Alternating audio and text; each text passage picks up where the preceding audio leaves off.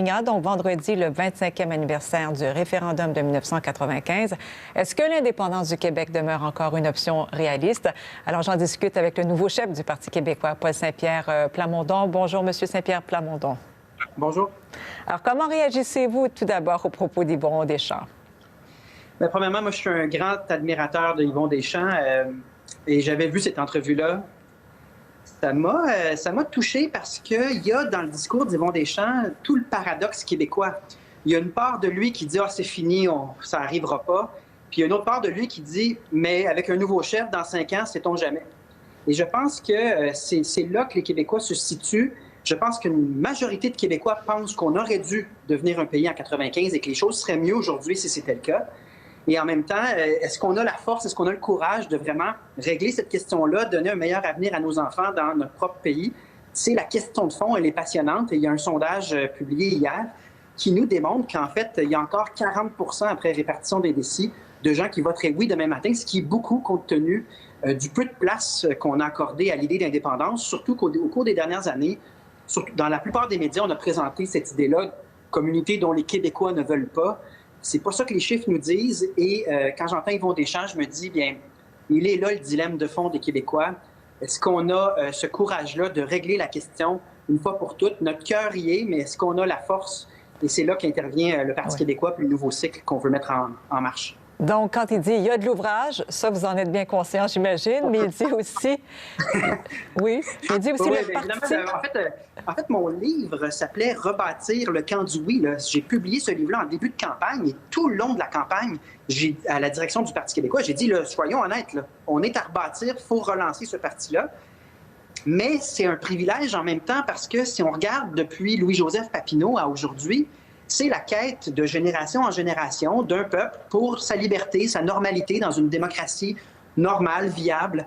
Donc, il y a quelque chose à terminer, il y a un destin inachevé et qui a été porté par Yvon Deschamps et qui vont être portés par d'autres générations jusqu'à temps qu'on ait notre moment où on se joint au concert des nations, on devient un pays qui rayonne à l'international dans l'ordre des choses. Est-ce que ce destin sera porté par le Parti québécois? Comme dit Yvon Deschamps, en fait, c'est ce qu'il dit. Le parti a fait son temps.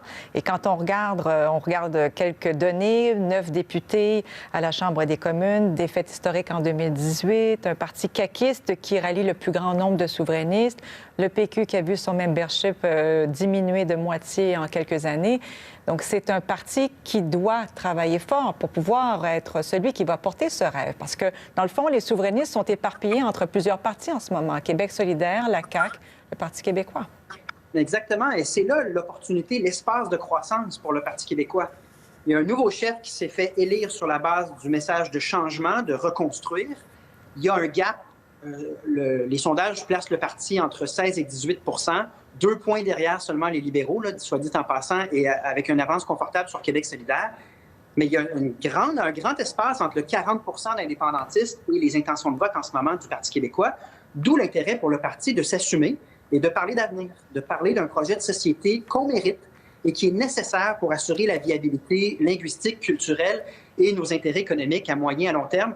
Donc, si on s'assume, moi, je pense que l'espace de croissance pour le Parti québécois, il est grand. Et lorsque vous parlez des sondages et des difficultés du Parti québécois, en fait, on voit exactement les mêmes tendances pour le Parti libéral et pour Québec solidaire. Et ce sera le cas tant qu'on a une période de pandémie. Par contre, une fois la pandémie terminée, c'est surprenant ce qui peut arriver et c'est ce qui rend les élections de 2022 si intéressantes, à mon avis. Oui. Il faut dire aussi que la CAQ, bon, François Legault était un souverainiste convaincu. La CAQ est donc le premier ministre, donc je le disais, rallié le plus grand nombre de souverainistes. Et on voit que, si on regarde l'option souverainiste, par exemple, donc les sondages aujourd'hui indiquent que ce sont les plus vieux, les 55 ans et plus, qui y croient encore. Les jeunes boudent cette option-là. Alors qu'en 95, il y a 25 ans, c'était l'inverse. Donc, il y a énormément de travail à faire auprès des jeunes. Et peut-être que les nationalistes, on comprend que les nationalistes convaincus aussi se retrouvent peut-être plus confortables avec un programme comme celui de la CAQ, un programme nationaliste à la défense des intérêts du Québec. Temporairement, parce que ce que le programme nationaliste de la CAQ nous démontre, c'est qu'on n'obtient que des refus à Ottawa. Et c'est spectaculaire, là. Ça a été des refus accumulés les uns après les autres. Et ça, à un moment donné, on va être obligé de faire le bilan de ça. Et par rapport aux jeunes, bouder, c'est un très grand mot. Là, lorsqu'on parle de 31 des jeunes qui sont en faveur de l'option, on ne parle pas de bouder, mais on parle d'une opportunité extraordinaire où dans le cadre d'une génération, il y a tout un groupe d'âge qui n'a pas été parti à cette discussion-là, à qui on n'a jamais donné la chance de participer au débat sur l'avenir du Québec. Donc, il est là l'opportunité pour le Parti québécois. Dans les générations plus âgées, bon, on a déjà eu ces débats-là, les gens sont peut-être plus campés, mais par rapport aux jeunes, l'espace est très grand et c'est un projet d'avenir qui, notamment sur le plan environnemental, sur le plan de nos intérêts économiques, sur le plan de notre place à l'international, c'est un projet qui est extrêmement enthousiasmant. Donc, l'espace, il est là, à mon avis. Mais quand vous aviez une jeune députée comme Catherine Fournier qui a décidé de quitter le Parti québécois et devenir indépendante en disant que le parti, en fait, ne reflétait plus la bataille qu'elle souhaitait mener, justement, pour l'indépendance. Ça a été un gros coup dur pour le parti. Un message qu'elle envoie aussi aux jeunes. Ou peut-être que c'est un message aussi qui représente ce que les jeunes pensent. Non, je pense pas. La preuve, c'est ma campagne. J'avais un appui vraiment extrêmement grand chez les jeunes durant la course à la direction du Parti québécois. Et, bon, évidemment, dans l'histoire de tout parti, il y a des mouvements par rapport aux députés, mais on est en phase de reconstruction. Comme je l'ai dit, il faut rebâtir le camp du oui et des gens qui sont prêts à rebâtir, des gens qui sont prêts à servir pour cette cause-là.